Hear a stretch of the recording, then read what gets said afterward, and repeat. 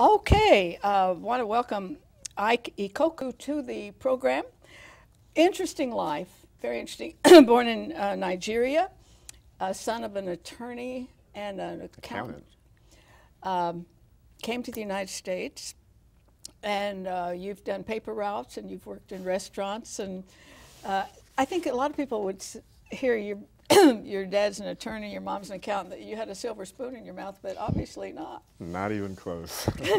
And you attend Jensen Franklin's church Yes. in Atlanta, and I think our viewers are very much acquainted with him. I know I am, and love him dearly, really. Jensen's a great man. Mm-hmm. How old were you when you left Nigeria? I was a teenager. I was about 14 years old when I first left the country. And you spent some time in England? I did. We were colonized by the British, so our big summer vacations were spending 2 or 3 months in England. So that was a nice little treat for the kids after working hard at school all year. What's happening in Nigeria now? Well, the country is about 12 years into a democratic system, I think, maybe a little longer than that. We have long had military dictatorship rule, and certain habits are hard to die, and so the country is continually in transition, would be the best way to put it. Do you ever go back? I do. I was actually back a little over a year ago, Christmas last 2011. I was there, and I've probably been there maybe 4 or 5 times total since I first left in 1988. I thought a story was interesting about your Christmas gifts when you were little. You tell them. You can do it better than I can, but it seemed like your destiny was kind of set then. It was set at a very early age, that's for sure. We have a tradition in our country where during the Christmas holidays we would go back to what we call the village, which is where our grandparents would live, and it's very rural.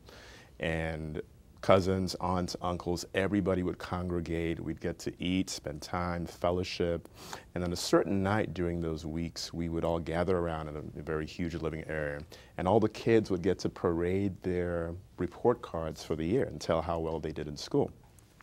And typically, we would get rewarded with either money or gifts. And a lot of my siblings and cousins, depending on their ages, they take their gifts and they go buy toys or cars or whatever it was. I actually took my dad's old briefcase and converted that into a bank. So at about 7, 8 years old, I was tucking my money away in my own little makeshift bank. So I think that is hilarious. I can't picture a 7-year-old boy doing that. Like you said, my destiny was set very early on in life. Now, when you came to the United States, what was the reason for coming? It's interesting. My dad and my mom both got their formal education in England, and they came back to Nigeria, got settled, and they always had it in the cards to send us off to Europe or to the United States for formal education. And even though my dad still has his law practice still today, he's always dibbled and dabbled in business. And back in the mid-'80s, he had a partnership with some fellows out in Columbus, Georgia, where they were doing some import-export. And he said, you know what, this would be a really good time. So he shipped my mom, my brother, my sister, and myself off here under the auspices of keeping an eye on the business, but also going to school at the same time. So that's how I ended up in the States.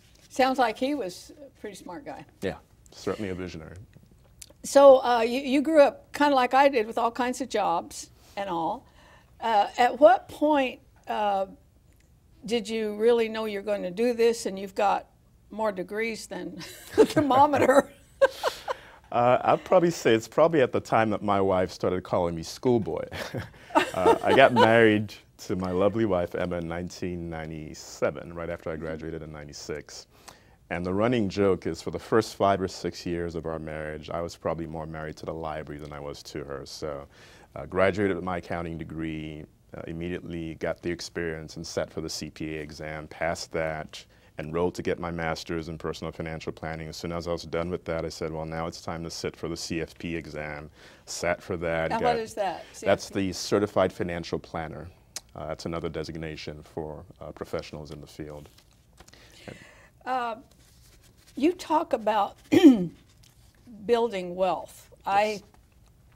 I'm not sure I know how to do that as you would, with your background, but I had a relative who got a pretty good insurance policy. And I remember writing to her, I said, think about building wealth with it. Because I remembered a story that Lady Bird Johnson got a $30,000 inheritance, which certainly isn't big now. Sure. And it wasn't all that big then. And she turned that into a multi-million-dollar, I think through, she bought a radio station or something like that. And I thought of the whole importance of what you get something. Think of building wealth instead of I can buy this, I can buy this, I can buy this. And your book addresses that. So how did you're going through this, you go to school and all, and you have all this knowledge. You did experience a bankruptcy. I did. I was one of those kids who was sort of always ahead of his time. So very early on, even in my career as I was working, the first couple of years as a CPA, I actually kept a second job waiting tables at a restaurant. Because back then, I had defined being debt-free as not having any debt. And so I wanted to pay off the mortgage on the house that we had. But I was always into something. So I had real estate investments I'd gotten into. I bought and sold property. I learned about some pretty lucrative international investments that were paying some pretty phenomenal sums of money, and got into those, was investing in the stock market. So I was literally appropriating a lot of the same things I'd either learned in school or that I saw us doing on behalf of our clients through the various jobs that I held. You said that pride and a few other things kind of precipitated the downfall. The bankruptcy, yeah. Correct. And did the economy play into it? What years were those? The economy played a significant role, but I think pride was probably the bigger of the two. Because I can tell you, Arlene, I remember at some of the churches we used to attend, we'd have prophets come through the church, and they'd give a word of prophecy, and several times they would speak things over me that had to do with money or finances. And because in the world system, I was already in there and doing some of those things, it got to a point where I'd almost go, do you have anything else to share about my future? So pride certainly. Okay, here's a bankruptcy. Yeah, here's a bankruptcy. Let's kind of retool things a little bit.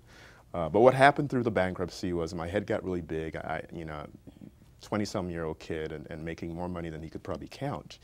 And God said, your priorities had shifted.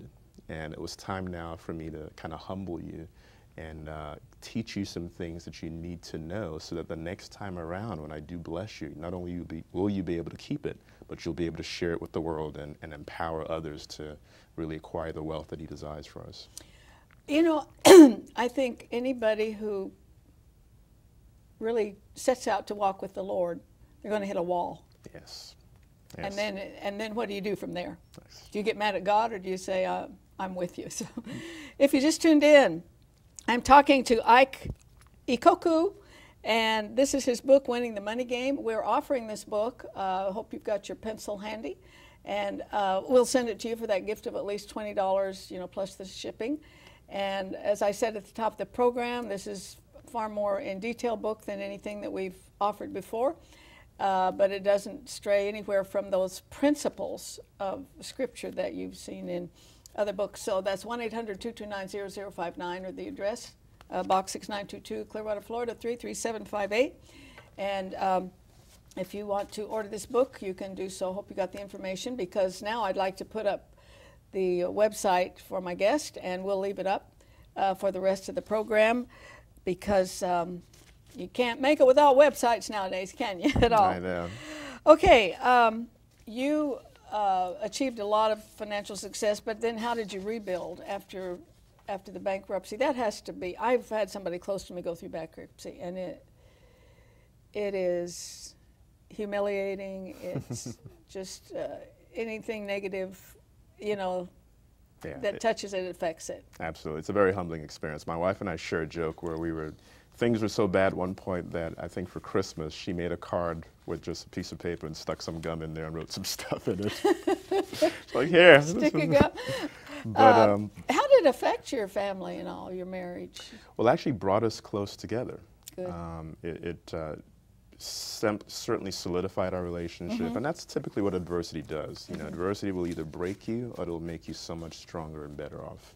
And so that's what it did. It really strengthened the core of our relationship. Okay, and then what steps did you take to crawl out of it? Because if I remember right, you became kind of debt-free at the age of 34. This is after the bankruptcy. This is after about 5 years after the bankruptcy. I achieved what I would call financial independence. Did you have a build upon build, block upon block type block of upon plan? block, absolutely. And so for several years, because credit, the abuse of credit and misuse of credit can significantly impact your financial potential, we would not use credit cards. So we, for many years, would pay for everything with cash, specifically using our check card so we could track everything. But I was fortunate enough to open up my business and do some consulting and put myself in a position where I was making a good bit of money. And I probably saved 70–80% of our income for several years. And that helped accumulate a significant sum over the course of time. Did you work as a financial planner coming out, and you gradually got out of that? Now we're in a national financial crisis. You know what, Ike? If I managed my money like Congress, I would be living under a bridge right now. Sure. I wouldn't have a house, I wouldn't have a car. And you used the term financial insanity. That's good. Yes, kind of hits the nail on the head, doesn't it? Yeah, so how does just a normal person with a normal job navigate through this financial insanity? Well, it all starts with a budget, right? You can't come up with a solution until you know what the problem is. So budget seems to have gone out of flavor for a lot of people, but I tell you, it's the only way. If you don't direct your money where it should go, it'll go everywhere else other than where you want it to go. So people have to start with a budget, and I've got, what I call my 3 R's for kind of coming up with a very simple budget. And the first step is to kind of make sure it's a real budget. And so a real budget implies that you're using your actual numbers. So you just can't take a stab as to how much you think you spend on groceries every month or on gas for the vehicle. You actually have to track it for 30 days, preferably 60, but at least 30 days to see where the money's going. Once you've identified where it's going, then you have to set some realistic targets for what you want to reduce and what you can reduce. So for instance, you've got a family of 4 that spends $1,600 a month on groceries. It's going to be pretty difficult to go from $1,600 a month in groceries down to $200. So maybe trying to drop that down to 14 to 12, etc. That's a realistic goal to set. And then the next thing to do is you've got to build in rewards into that whole budgetary process. So you don't get discouraged? You don't get discouraged. You can stay motivated till the end there. But you start with the budget. You try to identify what you've got coming in, what you've got going out, how much excess that you have. And now you have to figure out what's the best vehicle for you to use to make that money not just sit in a savings account and lose value, but actually grow and accumulate over the course of time. Yeah, Stephanie, whom you met earlier, has been kind of an example of this, and they had debt, credit cards, and said they sat down, she and her husband, and did the numbers, said they made enough money. Oh, yeah. There was enough money there. A lot of people think they don't make enough to handle their lives. There's a ton there. It's where it's going is the issue, and when you make payments with cash, you don't track your expenditures, you use credit. Credit is such a necessary evil, but it gives a false sense of wealth. Studies have shown that when you make a payment on credit versus actually paying cash, there's a big difference. Because if you had to pay $250 for something and physically stand there and count each $10 or $20 bill, you start adding it up in your mind and you go, wow, that's maybe I don't need that purchase. But if all you have to do is swipe a card and not even think about it. Oh yeah, nowadays that's all you do. Yeah. A lot of you don't have to sign or anything. Now, you also stress the importance of husband and wife being together on this. Because sometimes you have a guy who likes to buy toys, and you have a wife that likes shoes. Sure. And I think that could be a huge hurdle in a marriage if you don't come together. Yeah, we have tons of examples from the Bible that speaks to the power of unity, whether it's the people who tried to build the Tower of Babel, but I think it's in Ecclesiastes where it says that, one person can easily be overpowered. 2 people can put up a good defense, but then a 3-cord strand is not easily broken. So that speaks to the power of being unified, being on the same team. And the benefits of husband and wife really working together is they can both come to a consensus as to what the problem is and what the potential solutions are. So you get buy-in from both parties. It's kind of where you need 2 grown-ups. Yeah, you do. Absolutely. Got a lot of married kids. You say there's 2 sides to the financial planning industry. What are those? Well, there's what I would call the safe money side of the financial planning industry, and then there's what I would call the market sensitive side. And both industries kind of collide. They're kind of competing with each other. And they both have a message to the end user consumer. So on the safe money side of the fence, their message is, we have financial tools in place that can help you protect your investments. You'll never lose a penny. Now, the return that you might make may be somewhat skimpy, may not be market Would that returns. like be a CD? CD, money market, savings, even certain insurance instruments might fit into that category. On the market side of the fence, they go, well, look at the last 100 years. See what inflation has done. Stocks have proven to be the place to be to get returns above and beyond inflation. The problem is all the risk that's associated. Right. And so everybody's trying to make their solution seem like the preferred solution, and the consumer is left in the middle there trying to figure out, do I go left or do I go right? Should they do both? They absolutely need to do both. And that's sort of a revelation and an epiphany that I came to is, if God has created everything on earth, then there is nothing that is inherently bad. Every financial instrument has a financial design and a purpose. And as the consumer, you have to make sure you understand its design and that you're using that instrument for your intended purposes and not necessarily that of a financial firm or the advisor that might be recommending them to you. I didn't see this in the book, but do you have kind of a litmus test before you buy a stock? Do you buy single stocks? Or? We actually, we use investment managers that will build an entire portfolio for you. And so we go through a bunch of information to help identify what people's risk tolerance are and what would make sense to include in that portfolio. We don't necessarily subscribe to stock picking, trying to identify the next Google necessarily, because it's not as easy as many people would think. Yep. Okay, you have a term. What's a financial bucket? A financial bucket, really, it's sort of a picture that I like to use to describe what's happening within your financial household, okay? And so for most everybody, they have money that's coming into this bucket. And as money comes into that bucket, if they're doing a good job of saving some of that, it's gonna go into the accumulated cash. It's gonna go into accumulated bucket. There's a portion of that that's gonna go towards a lifestyle to basically pay for the house, pay for the cars, have money to go out when you eat. And that can vary. And that can vary for everybody. The third component that a lot of people are oblivious to is what I call really transferred money. And these are areas where most people are wasting away, losing money, unknowingly and unnecessarily. So it's not necessarily their fault, they're just not aware of what they're doing. Yep.